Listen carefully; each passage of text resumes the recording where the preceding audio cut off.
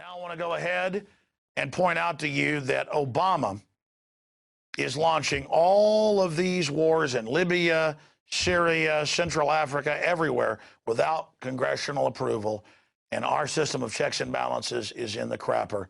This is incredible. With more on that, we go to Webster Tarpley, who predicted all of this in the Obama deception. Well, you've just seen the tape. 3.5 years ago, Dr. Webster Tarpley, doctor of history, he's also an economist, predicted this invasion of the continent of Africa via the pretext of humanitarian intervention. And we have seen Libya shattered. He traveled there and was there under the bombardment. First reported, months before it came out, the massacre of black Libyans by the Arab al-Qaeda forces brought in. He predicted the attack on Syria using al-Qaeda. That's now happening. And that McCain and others would call for bombardments that are just days or weeks away. Now, I've done a lot of research to be able to cover this subject, but nothing compared to Webster. But what the establishment's planning on doing is more divide and conquer in Africa. And something bigger than the Congo wars that conservatively killed 8 million people or so. You know, you always hear about the Rwandan massacres. That was just one part of a larger constellation of mass murder that went on, all under the UN's auspices. And, of course, you know, earlier I went over a few articles from just last year. We'll talk more about these with Webster in a moment, where they send the UN into Ivory Coast, you name it, slaughtering tens of thousands and admitting they are. And it's almost always Christians. So it's all part of igniting Christian-Muslim infighting. As Tarpley said 3.5 years ago, kicking the Chinese out of the area. They're trying to use development, not military invasion, as a way to get to natural resources. And we see this new Kony 2012. And again, I'm not saying that Joseph Kony is some wonderful angel. The point is that the larger military that controls the country that he's in, that is fighting against the Lord's Resistance Army in Uganda, is one of the main command bases for AFRICOM to expand the overall destabilization and genocide program that is the official U.S. government policy of State Department Memorandum 200 by Henry Kissinger, saying use war, use famine, use balkanization, use other things to reduce population and industrialization in Africa from 1973. So this is part of a larger strategy or stratagem. And again, I'm not making moral judgments here on the face of it. I'm not saying the Serbs were wonderful angels, but that whole NATO attack and invasion was about balkanizing, bombing infrastructure, controlling drug routes, giving the Muslim extremists control of Albania. Same thing there. But here, they're getting ready for major genocide, and you heard it here first. It's going to be huge. It was earlier today, of course, I got a call from one of the people that works here, young daughters, a teenager, saying, oh, my gosh, you know, there's this Kony 2012. It's had 37 million views in just 3 days. And then, sure enough, I went and researched it. It's this giant call for war. In fact, they have graphics in here on the site saying something that Republicans and Democrats can both agree on. Let's aid the children, because Kony is grabbing them and using them as soldiers. Well, all of Africa does that. The UN does that. The UN's been caught raping them everywhere. The point is, this is part of a larger program and has nothing to do with the children. Remember, there were the people with Viagra raping the children in Libya? All lies. Saddam throwing babies out of incubators? All lies, admitted. Assad massacres, almost completely exaggerated, with al-Qaeda forces attacking and now caught staging shootings on CNN. This is all blowing up. So it's a pretext, just like I read the quote earlier with William Randolph Hearst, the owner of the Hearst Empire, saying, look, Remington Painter, you supply the paintings, the pictures, I'll supply the war. Okay, so that's what's happening here. And you better believe when they're done getting all the trendies clamoring and the children, you know, the young people, save the children over there, we're children. Of course, they're, again, the propaganda of the Pentagon and the globalists is now targeting American and Western children. They know the adult world's woken up, so now through social networks and all the things they control, Twitter, Facebook, YouTube, the places where we're censored, they are just going in and saying, get behind war, and all these bizarre posters about demand war, demand invasion. And we saw Obama in an exploratory operation, London Telegraph reported on. Obama deploys U.S. Special Forces to Central Africa. They tried that and they failed. And other investigative reporters that have gone over there to cover this, they die. But these other folks putting out this Kony 2012, they were able to be there for years and get all this useful material. They may be useful idiots, but bottom line, I know packaged propaganda when I see it. And I know the West policy to genocide Africans and to give them those special vaccines where half of them get HIV. So I know the score. When the West wants to help Africa, like Bill Gates and his GMO, look out. Dr. Tarpley, again, I've tried to go over some of this here, but it is mind-blowing to see how they use Twitter, Facebook to overthrow their old dictator in Egypt, and then now things are 10 times worse. To overthrow a guy who'd made deals with him, Gaddafi, now things are 20 times worse. No one debates that. With Assad, I mean, this is order out of KO. You have studied Africa like no one else I know. You've been there many times. You predicted it in the Obama deception. Everything is happening as you said it would. What's really going on here? Well, I think there are really two sides to this. One is the strategic reality of what the U.S. and the British are doing in Africa.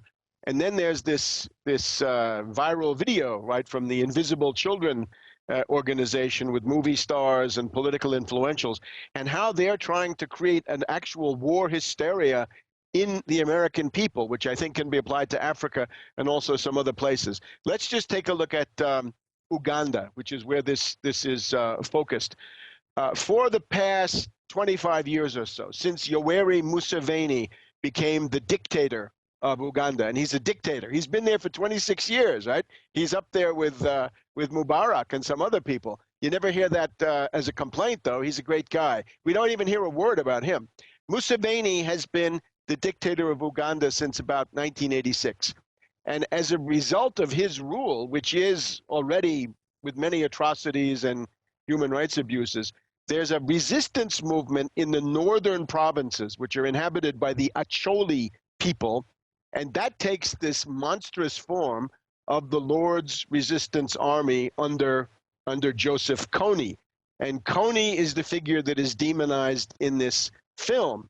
Now, Kony, one may well say, deserves all the demonization he gets. I think in this case that may well be true. But Kony is not the main story in Uganda, right? Kony has been out of it for several years. As far as I can see, for the last 4 or 5 years, Kony has been nowhere. Exactly. So to be clear, it's a larger region. We've already had massacres, in one case 7 million, 1 million in another area, with all these different groups. He's a very minor player. He's just the war hysteria person to be demonized as the pretext for African to really pour in and prop up the dictator. Right. It's a very incongruous choice, because he's out there in the bush with a couple of hundred followers. Now, he's undoubtedly got child soldiers. It's undoubtedly hell on earth for the people that are there. But you look at this film and you see, what are their demands? What do they think should happen? These Invisible Children and the TRI group and their backers, right? Who are their backers? Ocampo, the imperialist stooge who runs the International Criminal Court. He'll indict anybody you want, right? Milosevic, General Bashir of Sudan. How about Bush and Cheney? Ever indict them? Oh, no, not Ocampo. And then we've got a reactionary Republican like Senator Inhofe. Looks like we've got Senator Kerry interested in it. We've got some of these other warmonger hack politicians that we know so well. So the idea, though, is the Ugandan army has to be strengthened. Strengthen the Ugandan army. Are we nuts? The Ugandan army is a party to the biggest genocide in the world since the Second World War, which is the Congo War. The Congo War from the late 90s until, say, the middle of the past decade killed something like 7 or 8 million people, and Uganda invaded Congo and carved out about a third of the country with unbelievable atrocity. So you'd really say between Kony and the Ugandan army, the much bigger war criminal, the wholesalers of genocide, are the Ugandan army and not Kony. Now, this is, he would be a retailer, of course, and that's very serious. Uganda has always been the British enforcer, the British-U.S. enforcer in this part of the world. I remember visiting Khartoum in the Sudan 15 or more years ago, and the information minister showed me boxes of weapons that had been used to try to foment a rebellion in southern Sudan, right? What you see now as southern Sudan, the area around Juba. And these boxes said, Defense Ministry of Uganda, Kampala, Uganda. So they'd been supporting this, and this entire story of the massacre of the Tutsis in the mid 1990s, Museveni and his group also very much implicated in that story. So if you look at this entire area, it is a horrendous human rights hell on earth, really. In Uganda itself, about 40% of the people live on less than €1 a day. So there's tremendous poverty, right? You'd think they might say something about that. All of these other countries that were involved in that war, and now, of course, new wars are starting up. The common denominator of all these wars, really, is that the U.S. and the British want to drive the Chinese out of Africa, and in particular, this strategically important area, right?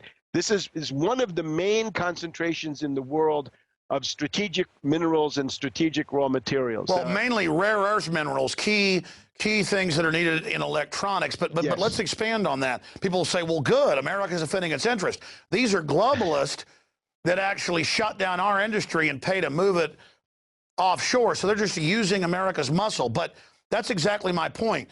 Obviously, this group, this Lord's Resistance Army, from my research, is involved in some criminal activities and some massacres, but it's a tiny, as you said, maximum a few thousand followers, a few hundred soldiers. It's literally a red herring pretext to go in. Same story we've seen: babies, incubators, raping the women and children, fueled by Viagra. Totally fake. Assad massacres. Don't forget Gay Girl in Damascus. Gay Girl in Damascus. By the way, Bouazizi, when I was just in Iran, I talked to a Tunisian filmmaker. He explained that the whole Bouazizi story, right, the Tunisian fruit vendor, that's a fraud too. So they're all frauds. But it's copper, cobalt, uranium, gold, magnesium, tin, plus these other ones, that molybdenum and these really exotic rare earth elements. So then you go a little bit further south. But again, let me stop you, Webster, because we need to look at the larger image here. You predicted all of this. They've gone into Libya, wrecked everything, exactly as you said they would. Racial massacres, everything. Where's the Hollywood people on this? Where's the film? Where's the 37 million views in 4 days? You can see the system behind this, who we know wants to genocide in Africa. So again, the filmmakers may be useful idiots. I just see establishment fingerprints all over this. What's the larger AFRICOM plan? What do they want to do to Africa? It is to lay waste to the continent, to destroy every independent state, sort of on the Libyan model, right? Libya, the eastern part of Libya has just declared its sort of semi-independence, and that could be a civil war right there. Al-Qaeda, Al-Qaeda, Cyrenaica, Benghazi, these places, right? So a terrorist state, the new Barbary pirates, if you want, on the southern coast of the Mediterranean. Very bad for Europe, very bad for shipping in the Mediterranean. But the general idea is that the Chinese must be kicked out at all costs. And since the Chinese support existing governments wherever they are, whatever they are, the United States and the British have to destroy all the existing governments. And Uganda, Rwanda, and Burundi are key parts of that effort. In other words, they're sort of the indigenous troops. But of course, there's more. There's also Kenya, right? Obama's ancestral home, where he's got these deals with his cousin Odinga. Somalia, right? There's been military action between Somalia. So as you said 3.5 years ago, all of Africa a battlefield on fire. But let's go back, since you were just mentioning, this larger program. For people out there, then, what's the long-term goal? It is the destruction of every independent state, secessionism, warlords, chaos, right? If you go to the Arab world, as I've found, you hear words from the Bush years that maybe we didn't pay enough attention to. Condoleezza Rice in 2005 began talking about creative chaos creative chaos. And everybody in the Arab world knew that that meant that their countries were going to be destroyed, split into pieces, or as Brzezinski calls it, Brzezinski has his own term, microstates and mini-states. So anybody who's a secessionist, anybody who's a warlord, anybody who wants, rump states or things like this, that's exactly the imperialist program.